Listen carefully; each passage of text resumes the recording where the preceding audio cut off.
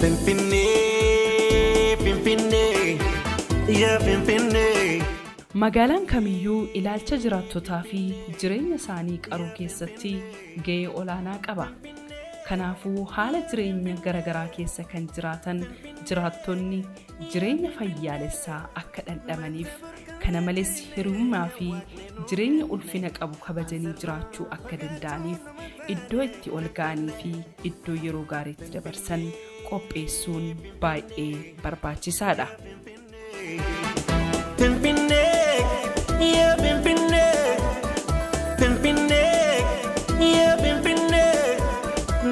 Yeroo baay'ee magaalota keessatti iddoo magariisaa fi bilisa ta'e argachuun baay'ee rakkisaadha.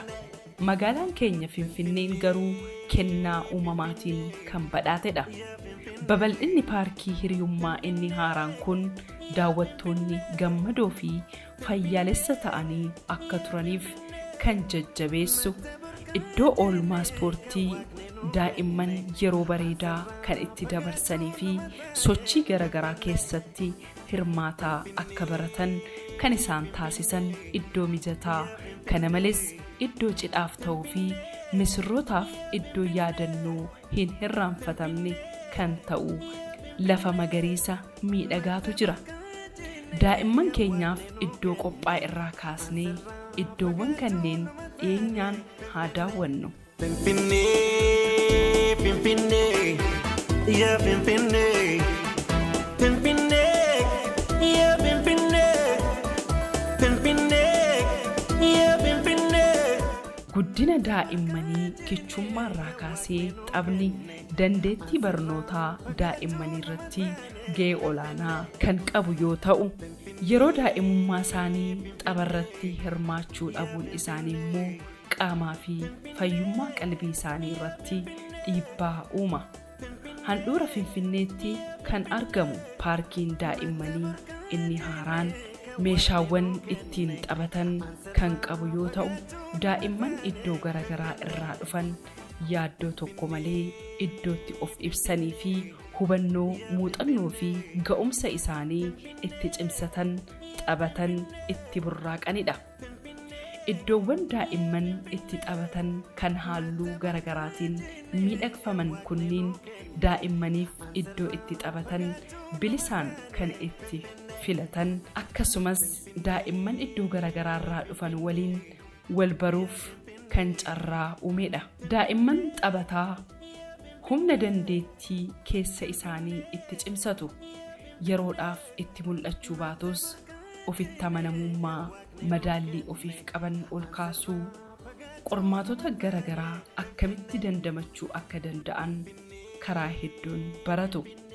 Dargaggoonni fayyaalessi gara fayyaalessa ga'eessaatti guddatu. Paarkiin kun iddoo sammuu itti haaromfatan, ga'umsa ofii itti madaalan, taphatanii itti burraaqan, bashannananii itti gammadan, sochii qaamaatiin kan itti of ga'umsan iddoo bareedaa kana qopheesseera. Lammiin fayyaalessi oomishaaf oomishtummaa biyyattii dabaluudhaan guddina biyyattiitiif gahee olaanaa taphata. Sochii qaamaa lammiileen barbaadan paarkicha keessatti dirree kubbaa miilaa, dirree fiigichaaf mijatee kan qophaa'etti taphata. Finfinnee, Finfinnee, yaa Finfinnee. Naannaa magariisa bashannanaaf miidhagfame kanatti bashannanaa jireenya fayyaalessaa fi milkaa'aa gaggeeffatu. Iddoon magariisni fiilmiidhaan nama hawwatu kun jireenya fayyaalessa ta'e kan jajjabeessu qofa osoo hin ta'in misirroonni guyyaa addaa isaanii akka kabajanii fi adeemsa jireenya isaanii keessatti cidhichis yaadannoo bareedaa ta'ee akka raawwatamu haala mijeessa. Itiyoophiyaan aadaa fuudhaa fi heerumaa garaagaraa biyya qabdudha. Misirroonni baay'eenis jireenya isaanii keessatti yaadannoo guddaa akka ta'uufiif iddoo magariisaa fi miidhagaa kanatti suuraa fi viidiyoo waliin ka'uuf garanatti imaluun suuraa ka'u. Misirroonni haaraanii fi kan kana dura wal fuudhanis iddoo miidhagina habaabootiin marfame kanatti dhufanii bashannanaa sammuu fi haaromsuu danda'u. Kun paarkii bashannanaa qofa osoo hin taane mala jireenyaati. Finfinnee, Finfinnee, yaa Finfinnee.